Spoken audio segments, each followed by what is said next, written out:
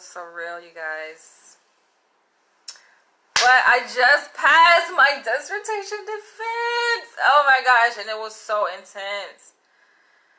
And it's crazy because it's like the more I tried to prep for this, right, the more I tried to tell myself, you got this. You got this. And to try to just like ease the tension and the anxiety and the stress, like I was eased and I was good, I think, before it started.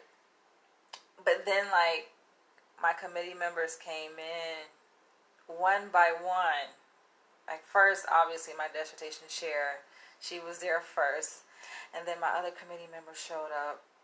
And we're waiting. And I think just the waiting process, it was just, it was like so anxiety provoking. Like it increased my anxiety just waiting for each member to show up. And then we're waiting on the last member. And I'm just like, oh my gosh. Thank you guys. Thank you guys. So I'm waiting and I'm just like, oh my gosh. And I could just feel the anxiety, but I'm pretty good at managing my anxiety. And like I told them, I said, you know what? They asked me how I was doing, how I'm feeling. I'm like, I gotta be real. Like, I am nervous. And I know they can hear it in my voice, you guys.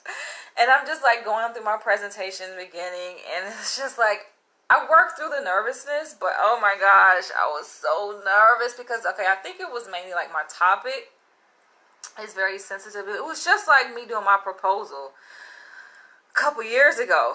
That's how this dissertation defense felt. And I let them know, like, listen, the moment of truth is that I don't think doing it remotely is easier. Like, you think it will lessen some of the tension, some of the anxiety. No, I think I would be equally as nervous, like, whether it's face-to-face or remote. I had probably more anxiety, I don't know.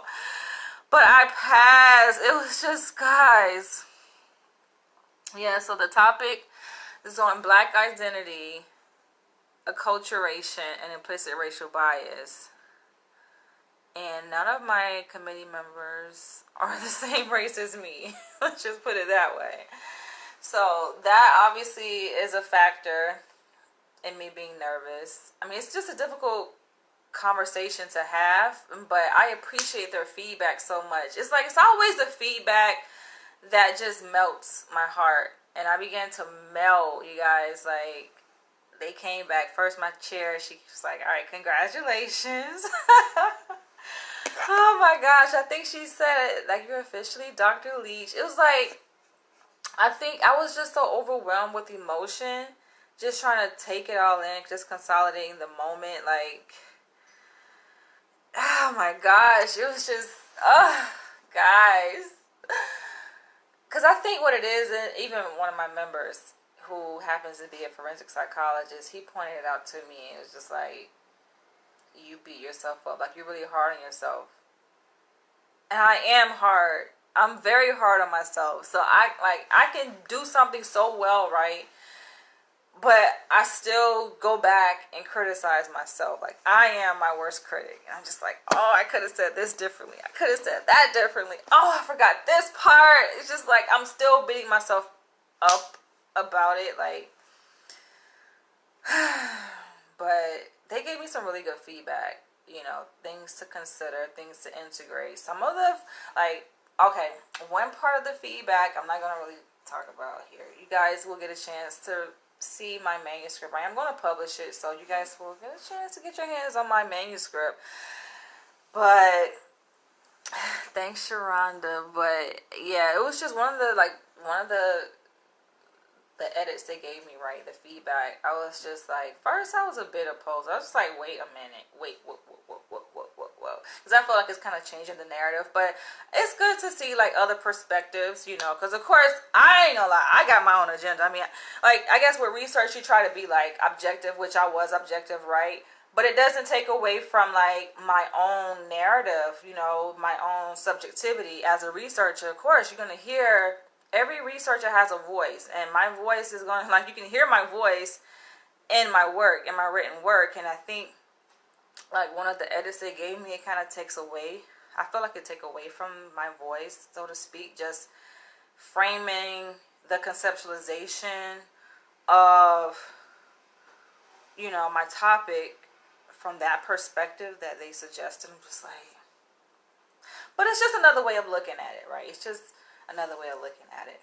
So I get it, because you guys know, like, I look at things from a sociological perspective, and the suggestion they gave me was just like to consider the biological perspective. I was like, wait. But, they gave me some really good edits, especially when it comes to like recruitment and like directions for future research. It's just, I feel good. And then like, after, of course, like, you guys know, like, the process for defense. So like, it's a presentation. We have to review, our research, what we found, everything, right? Limitations of the research, directions for future research, and I think it took like an hour. My defense was like a good strong hour. And then like we went into recess. So I had to go in the waiting room, and I'm waiting, and I went to go like use the restroom to relieve myself, drink some water, and I'm waiting, and I'm like, I think I made a post on Facebook letting you know, like, I just defended. I'm waiting for the results, and I'm waiting, and I felt like they said 10 minutes, but it felt longer than 10 minutes. I was like, okay, this can go either direction, right? And you know how sometimes our mind, it just takes us in a different direction. We think the negatives. I'm like, okay, what if the worst happens? Like, what if they come back and say, well, you did a great job, but like, hell no. But my mind did go that direction. I'm like, no, it can't go that direction, because everything leading up until now has shown me that I'm going to pass this shit, and that my committee supports me and they believe in me.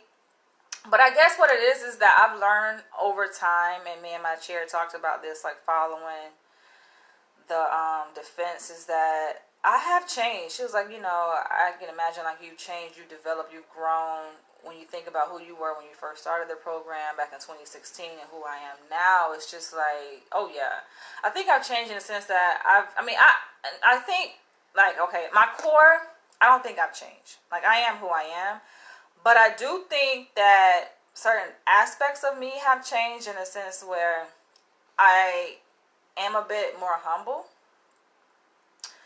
in terms of, I guess, interacting with people who have more power than I have. Because before, I was a beast. I think I still have that beast in me, but I think it's a little bit more managed in a sense where, like, I'm not as easily triggered. I guess when it comes to taking like opposition, so that's a good thing. I'm not as easily triggered. I think obviously before I respond to situations, and I guess I'm humble in a sense that I'm not so overly confident in myself to assume that things will always go in my favor, because sometimes they won't, and I've learned that, especially when I first started the program. And so with that, with those experiences, that have taught me those lessons when I first started the program, it's sunk in, and it's made me just take a pause sometimes, and to see that, okay, it can go one way, but it can go another way. That's what it was like. So that's the reason why I'm like, oh shit, it can go either way, right? Like, I'm very confident in myself, but not to be so overly confident. To be a little bit humble. That's what it is. Because before, I know I was like, my confidence, and I think it's still up there, and I can see how that has changed. That's what has changed. Because she was like, oh yeah, I bet, you look at yourself when you started, and look at yourself now, and you see that you've changed. And I'm like, have I changed? Like, she's like, I bet you're a different person. I'm like, am I really different? But I think I'm different in that way. I'm not really a different person, but I'm different in that way where my narcissism has died down a little bit. But I like narcissists. I like my narcissistic trait, but I think that, of course, like, it's healthy to have like a balanced degree of narcissism. And so I think that's what's changed, like, my narcissism a little bit in a healthy way. But it's just a lot to take in. Like, they're asking me, what I think, my feedback, and I'm just like, yo, so much is happening. where sometimes it takes time to process it, to consolidate everything that's happening. Like, meanwhile, I'm completing my pre-doc internship, still doing psych evaluations, still seeing clients for psychotherapy. Meanwhile, in the process of securing my postdoc, you know, making a decision on where the hell I want to go, which direction I want to go as far as my career as a psychologist. And so it's a lot. It's a lot going on, but I'm here, you guys. I defend it. I think that it still hasn't really sunk in. And my one of my members was like, "How are you gonna mark this moment?" I'm like, "Mark this moment? You mean celebrate?" I was like, "Yeah." And I had thought, like, before my defense started, like, I need to find a way to celebrate. You know, that's the only way I felt like I was going to get through the defense, and having something planned afterwards. So I am about to go out, and I am about to celebrate. I'm going to treat myself. Obviously, I treat myself to nice things all the time. But, yeah. I want to go do that and just, like, reflect. That's the way I mark. Just reflect. Because I feel like it's just one milestone, and I have so much more to go. That's what it is. It's just, it doesn't stop, right? But I'm glad that I got that out of the way. It's like, because it's just, oh my gosh, y'all don't understand how much anxiety provoking it is. And they all had their game faces on. I was just like, come on. My chair used to be smiling like when we have our weekly dissertation meetings, and she just like stone cold face, like, and I'm like, but I felt relief throughout the defense, I guess, when they asked me questions. Believe it or not, I think some people, like some doctoral students, become more anxious when they're asked questions. But I think the questions were like a breakaway for me, you know? Because up until the questioning, it was just me kind of just putting it out there, right? Putting everything that I did and I know, and, you know, explaining myself. But when they like asked me questions, it allowed me a bit of time to just pause and gather my thoughts. And I was quick, and I think like they were trying to catch me. I could tell like one of my members was trying, because he pretty good in stats, and I put together my committee very strategically, right? To make sure that I had someone on my committee that was well versed in stats, like a statistician, right?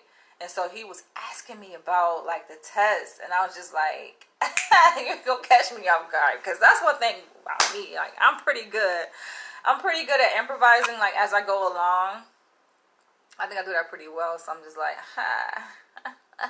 can't catch me slipping. So the questions for me, like it took off some of the edge, the anxiety for me. Because I came back. That's one thing about I come back. And that's what I be telling y'all. Like, sometimes watch me and y'all be pretty quiet as you're watching me. You can ask questions. You can comment, because I'm going to come back.